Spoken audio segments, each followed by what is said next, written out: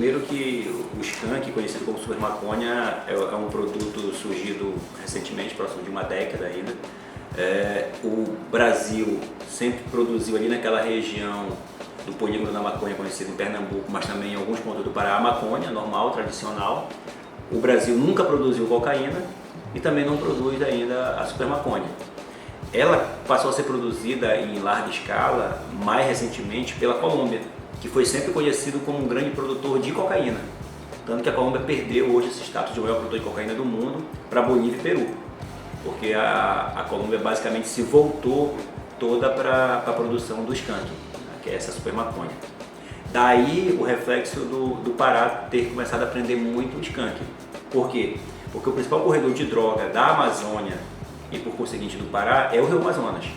Então aquela antiga fronteira de Letícia na Colômbia com Tabatinga no Amazonas, ou na Cabeça do Cachorro, que se chama, que é São Gabriel da Cachoeira no Amazonas, que é o começo do Rio Negro, ela hoje deixou de ser um corredor exclusivamente da cocaína e passou a ser um grande abastecedor do skunk, da super maconha.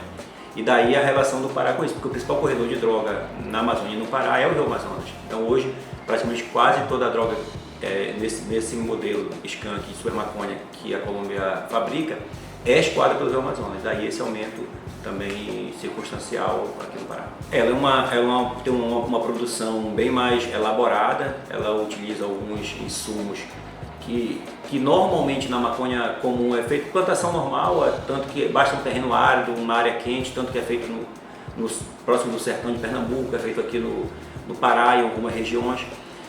Mas essa ela tem uma produção, um cuidado maior e que ela tem um potencial maior do THC, né, que é o tetraidrocarboneto, que é o que compõe a maconha. E ela é feita com um preparo especial e que ela gera realmente uma dependência muito maior, tá? Um efeito muito após o uso muito maior, mas também uma dependência química muito maior.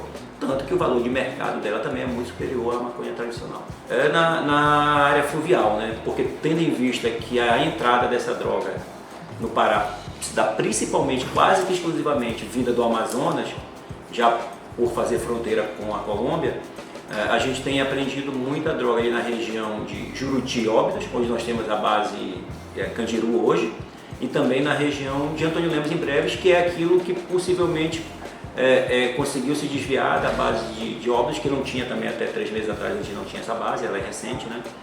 Mas Breves tem se destacado também nessas apreensões, ao ponto da gente ter tido agora no mês de outubro mais de 1 tonelada de droga apreendida em várias apreensões seguidas. Em menos de 10 dias, na verdade, a gente apreendeu mais de 1 tonelada desse tipo de droga. Com relação ao skunk, de fato é uma droga produzida mais recentemente. Mas com relação ao número geral de apreensões, quando você analisa que o Pará já ultrapassou 11 toneladas este ano, já está chegando em 12 toneladas na verdade, e já mesmo tendo ainda mais de um mês para poder terminar este ano, já é o ano em que a gente mais apreendeu droga na história. Isso se deve certamente ao fato de que a gente montou uma estratégia fluvial muito bem. Por quê? Porque com relação à cocaína, Bolívia, Colômbia e Peru sempre produziram há décadas, na verdade há séculos. E sempre passou. O que não se tinha era uma estratégia realmente montada para interceptar em grande escala. Hoje nós temos a base Candiru, que intercepta ali na região entre Juruti e Óbidos. Nós temos a base de Antônio Lemos, que intercepta no Marajó. Estamos em construção para entregar início de 2025 a base que será no Rio Tocantins, na verdade entre Barcarena e Abaetetuba, que irá não só fiscalizar a entrada do Tocantins, mas também o porto de Vila do Conde de Barcarena, que é o principal porto exportador de droga na região, dos principais do Brasil, inclusive. Então isso se deve a uma estratégia com 86 lanchas que nós temos hoje. Nós tínhamos cerca de 30 embarcações quando nós assumimos em 2019. A gente tem hoje 86 embarcações, 6 delas totalmente blindadas e que foram fundamentais para as grandes apreensões. As nossas grandes apreensões de drogas de 3 toneladas, 2 toneladas, todas elas foram feitas utilizando essa embarcação, porque dá garantia ao policial de que ele pode fazer a perseguição, que nós vamos conseguir protegê-lo e alcançar, tendo em vista a velocidade dessa lancha.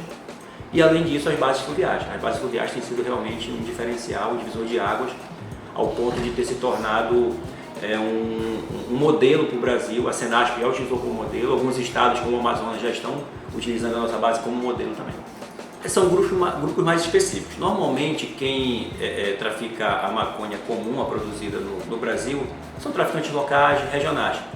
Essa super maconha, que é o skunk, ela tem algo mais elaborado. Organizações criminosas também atuam nesse ramo. Porém, não se há informação muito clara de que essa super maconha é exportada. Ela normalmente é consumida no mercado interno, claro, uma vez ou outra pode ir no mercado externo. O que é para exportação, normalmente é a cocaína mais elaborada, o cloridrato de cocaína na sua forma mais pura. Essa normalmente é feita para exportação. Já a crack, skunk e a maconha convencional, o Brasil não é reconhecido e os índices não indicam isso, de que ele é um exportador desse tipo de droga. A gente é realmente uma porta de saída, o Brasil como um todo, da cocaína e dos seus derivados. Com relação à maconha, mesmo a super maconha, o que nos chega é que aquilo que entra no Brasil pelo corredor do Rio Amazonas, a grande maioria ela fica no mercado brasileiro, não quer dizer que é no Pará também, em todo o mercado brasileiro. A gente sabe que todas as vezes que você intensifica a fiscalização em um ponto, obviamente faz parte do jogo, né? O tráfico procura novas rotas. E não é essa rota exclusiva, a rota do Rio Amazonas é a rota preponderante, digamos que 80% daquilo que entra por essa rota. Mas nós temos o que a gente chama de rota caipira, que é uma rota que entra pelo sul do estado. Às vezes a droga entra pelo Mato Grosso, que já faz divisa, Rondônia, que faz divisa com outros países como Bolívia, como Peru, vem por lá, vem pelo sul do estado, né? Tem também uma rota que utiliza a Transamazônica, vindo desde Humaitá, no Amazonas, passa por Jacareacanga, Itaituba, tanto que algumas apreensões também são feitas em Itaituba. E todas as vezes que você monta uma estratégia, você começa a aprender muito, obviamente, eles tendem a procurar novas rotas. E esse também é um trabalho nosso. E aí entra a questão muito forte da inteligência, né? De você, inclusive quando a gente monta uma base, a gente já prevê quais seriam as novas possibilidades e a gente também já fiscaliza isso. 2025 a gente deve implementar a nossa terceira base fluvial, que é a base já de Abaetetuba, né? Que para a gente fecha o corredor dos rios em termos de estratégia, né? Nós temos a base Candiru em Óbidos, no Rio Amazonas, no Rio Tajapuru em Breves, e aí coloca no Rio Tocantins com o Rio Pará ali na confluência entre Abaetetuba e Barcarena, essa terceira base. Essa terceira base para a gente é fundamental porque ela permite fiscalizar tudo aquilo que iria para a região de Abaetetuba, que é uma região reconhecida também por esse comércio, aquilo que chegaria a Belém que porventura não foi interceptado em Breves ou em Óbidos, e além disso também a estratégia fluvial de aquisição de mais embarcações. Tudo isso sempre de forma integrada, né? A base fluvial é integrada, as nossas ações fluviais são integradas. A gente tem melhorado muito no nosso agrupamento fluvial, com distribuição de embarcações por todo o Pará. Todas as cidades praticamente que necessitam desse aporte receberam embarcações. Nós temos vários tipos de embarcações sendo utilizadas, embarcações de 60 HP para locais menores, 150, 350, até de 700 HP de potência, que são as lanchas mais velozes do estado que nós temos, que são justamente as lanchas blindadas, para que a gente possa ter a estratégia correta para cada região do estado.